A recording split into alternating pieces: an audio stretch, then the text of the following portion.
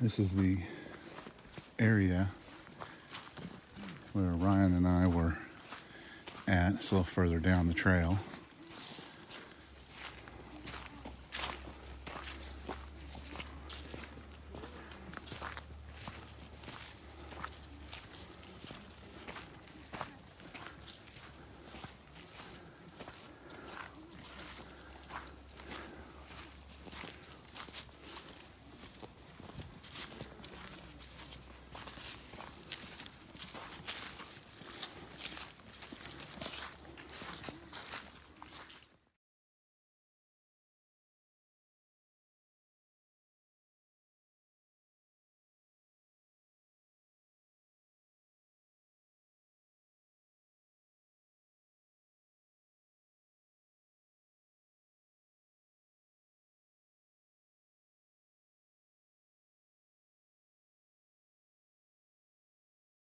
Got night vision or anything? Yeah, I want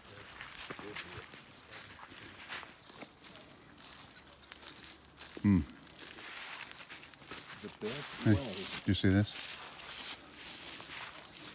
Woodpecker? No, it's a tree kind of a structure. tree structure. Oh, okay. I got you. Yeah, it's an aster.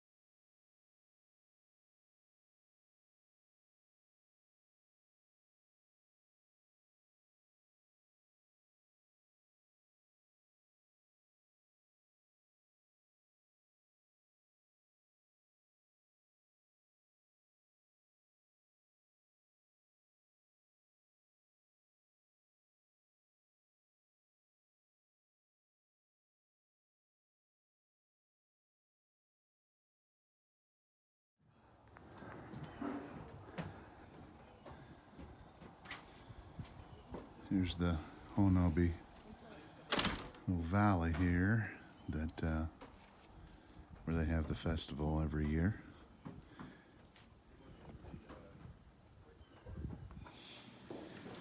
The crew is back.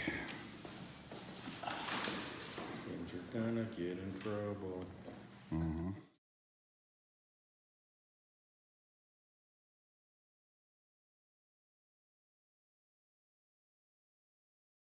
Right.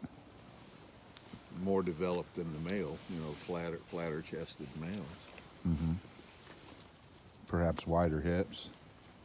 I couldn't see that much of it. Yeah. Bound to be full by now. They were in the trail. I could see from probably mid-waist up. Plate over here, friends. Interesting. Give us some taters. Squatches only like to eat. I think that Yeah. it must have been quite a shock to you to hear them in your head. Yeah. Yeah. I mean, that must have been just as great a shock as, visualizing one, seeing one. At first, I thought to myself, Rick, you're losing it, man. You're hearing voices. Right. And when they repeated, you know, the question, why are you carrying a gun? Yeah. I knew right then, you know, I mean, I wasn't imagining this. Were you And- carrying a gun? Yes, yes. Or were you I'm- hunting? No, I'm retired law enforcement. It's like a set of keys with me, you know. So what did you reply and how? Well, the second time when I realized they were speaking to me is, I think it's a primal ability that we all had at one time or still have and just don't know how to tap it. But We lost it at the Tower It- of Babel. it in my head, I said it's a tool of protection that I've carried on my job. I've carried it around my close friends and family. I've never Yeah. hurt them with it, and I won't hurt you now. Did you say it mentally or? Mentally. Right. So you, And they replied in my head. They heard it. They heard it. They said, "Step away from Marla." Yeah, step away from Marla. I was with the landowner who interacted with them. I was standing in her meeting place with her. Hey, And owie. and Why do you I- think they wanted you to step away from her? well, at first I thought they wanted me to step away from her. They were going to whack me or something. I thought I would. Yeah. You know, I had been out there for 2 days, creeping around, lurking around with the night vision scope, thinking that I was going to trick them and get a, you know, the typical, oh, I'm going to get a good picture of Sasquatch, you know. And they led me around with calls and thumps, and they were probably having a, you know, a good time Must have been fun. jacking with me. Until I got to the end of the logging road. Troy was there. It was a Native American drum making workshop. I'm out there at the end of the logging road, frustrated, depressed, mad that nothing was happening. And I just, out of frustration, I'm sitting on the tailgate. I felt like somebody was watching me. I said, "Look, I just want to see you up close. That's all I want. I want to get a good look at you, you know?" This is how you build a And bomb. Troy came down the trail and he said, "Rick, you know, you were being watched." And I said, "Well, I had the feeling that I was." He said, "Yeah, something big This is off to the 95. right there." And I said, "Yeah, kind of those grove of trees back there." He said, "Yeah." It's about Okay, next night, it was like a 3-day, over the weekend, similar to what we're doing here. Last night had all our drums made, and we had Native American ceremony and stuff around the campfire. Well, I did the same thing I'd done the 1 or 2 previous nights. Is I left the group with my night vision, went into the woods one direction, and circled around just in case somebody was gonna. I was still skeptical at that time that somebody was gonna prank me, you know, and I wasn't out there to waste my time. Right. And I'd get into the woods, I'd stop, I'd hide, and I'd scan to see if anybody was following me. Make sure I'd go to an area nobody knew I was there. so you're in and- full stealth mode, huh? Yeah, full stealth. I'm hiding out there watching a row of trees. It was like a 40 acre clear cut. And Arla, the landowner, had said they'd come out of these different areas. And my intent been was started. they were going to be curious and look at the Yeah, I'm man, not somebody's building got a all fire kinds that of lights going right there. I mean, Well, I'll let you spend the yeah. Right year there. trying to just stack. So wood. anyway, It doesn't take that long. I'm out there hiding, This and is I the see Texas a A&M. figure come out of the We row build of it every trees. year. I'm, oh, It's good, talking yeah. about Oh, it's Arla. September, cutting Instead it. of walking back to Cutting the the wood, group, she comes and then they down start that building line it. and comes right to where I'm hiding. And, And I get up out of the brush they and I burn said, it. "Arla, Mid-November. how'd you know I was Before, here?" They said, I let "They you told people me over you here." were here." Okay. Yeah. Now, still being kind of They do it every skeptical, year. I We've been thought, doing it. We did it that's before pretty Texas good. for years. Yeah. But the next thing out of her mouth was, "Do you want to go see this?" Yeah, half the time. Now, what It are all the depends chances on the me center bolt. out in the woods by myself the night before saying I We want to didn't see win. But you? if it didn't, you know, The next night, being out there in the woods by myself, I get found by the landowner who had no idea where I was and said they guided, they told me you were here. But what are the chances? Is it impossible for she just, at a chance said, "You want to go see him?" Or was she really being talked to by somebody? You know what I'm saying? I mean, the law of, you know, the likelihood of that is like maybe getting hit by a comet, I guess. You know? I have a question. What?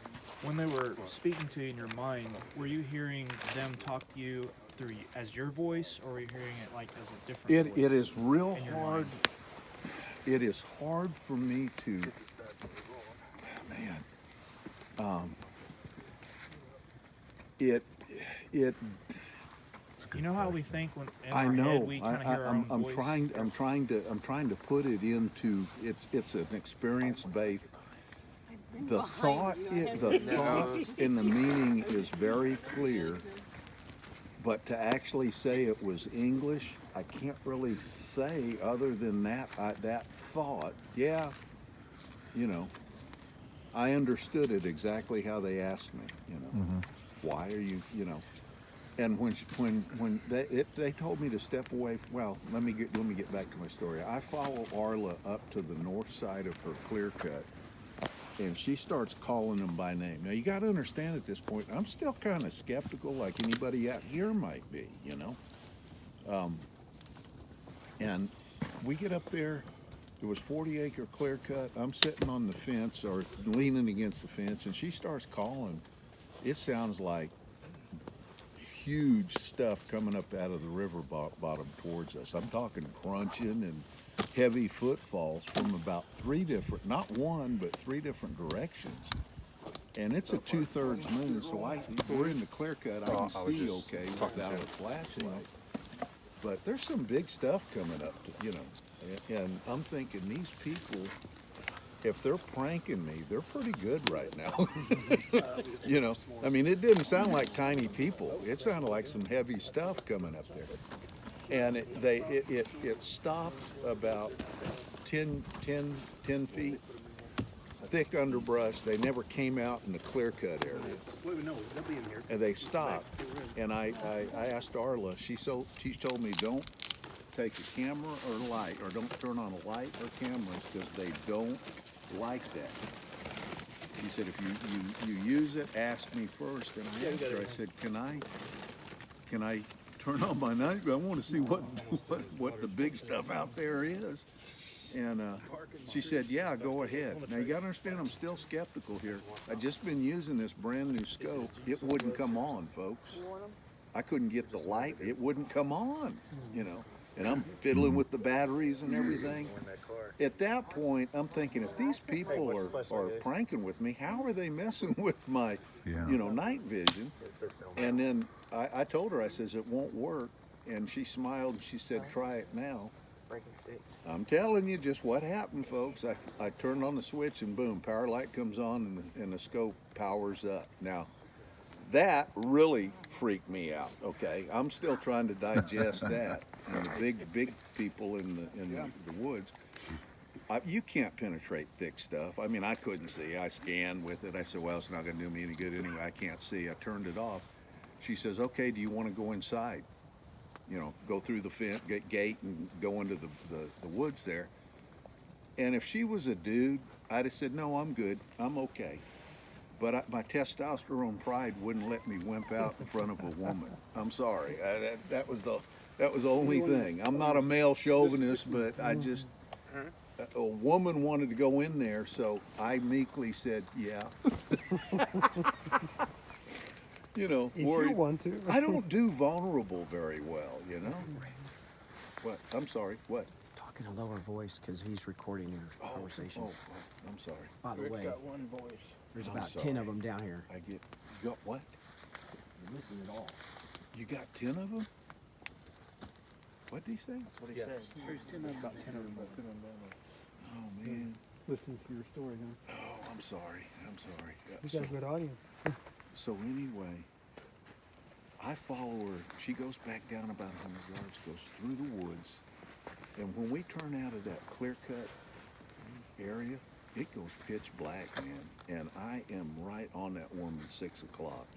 You know, I mean, I didn't want to lose sight of her. And we walked back about maybe 100 yards into the trees, take a left, and we go to her meeting place. And I'm hearing stuff moving all around me. And I'm too afraid to look, folks. I mean, it's like grabbing distance from me, and I'm about ready to mess in my pants. And I was nervously clicking pictures on this little small wonder. I've got them on my phone. I can show you that. I may have shown you a couple. You showed me, yeah. The one, you know, in the brush there. And I've also got an audio of one giving an alcohol later. But anyway, that's when they start talking to me. When we get into her meeting places, the voice comes into my head. And, you know, the second time it went through my head, I answered them in my head.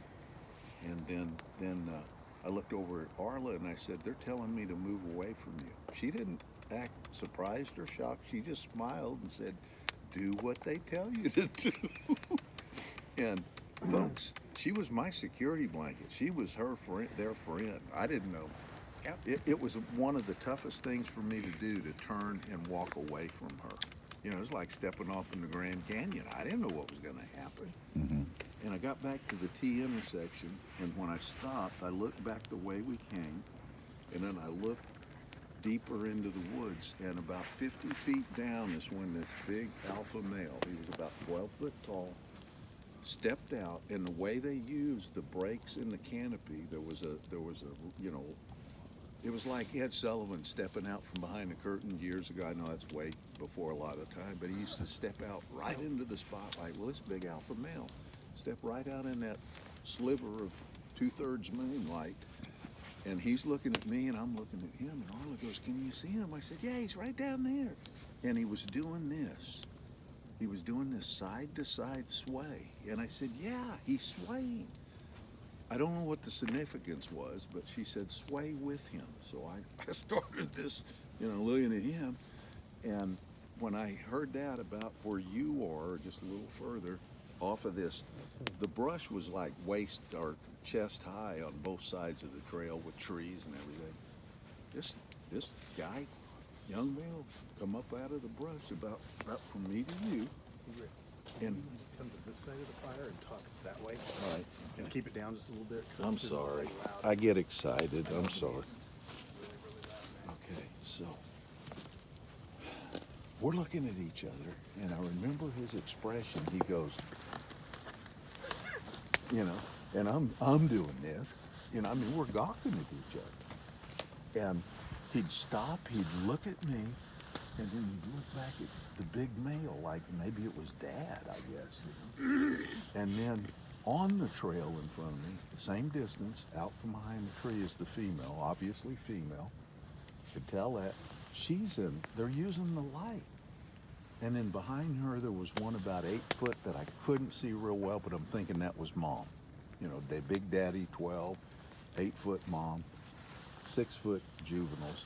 And this is where the wild card came in. I seen something bobbing around, but the way the brush was, I couldn't get a good look at what it was, but I'm looking in front of the young female, and there's this little, and then I realized I'm a granddad now, you know, I was a father then.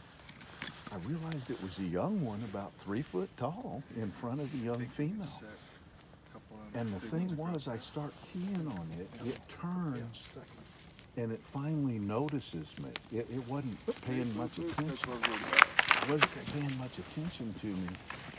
But then it stopped. I could see its little head look up at me, and it's just like children do. You know how they kind of run towards you and bring their hands up? I'm going to tell you, folks, having these things close to you is intense, but the thought of a little hairy one latching onto you, it's like, you know, that's way out of the box. And my fear was, well, let me back up.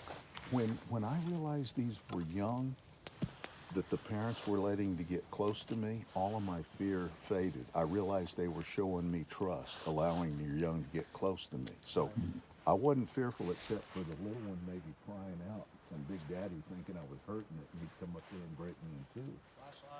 So when it ran towards me, I was trying to figure out, what am I going to do? Am I going to grab it? Am I going to pick it up? Am I going to... New York City. Hey, somebody knows it. Get a rope. Mm-hmm. We were saying the other night, and nobody really knew what we were talking about. Those are old people jokes now. Only old people get those jokes. Let's see your chow. Show it off. Look at that. What you need now All some done, huh? Hey, where's Cajun hot sauce. No, I don't like Cajun. Too hot for me. Oh my gosh. Is yours done? Yeah, look at Cajun that. done? Yeah. Where's the plates? Somebody wants to pick one up. I know. I may borrow this from you here in a minute. Take a plate, buddy. Yes, sirree. You can take it. I'm gonna take it right over. Oh, okay. All right. Did you get some sausage? Yeah. One of that's them. all I Had, got. one of them has some heat. Yeah. Good. That'll keep you warm. Not that kind of heat. Well, both. Yeah.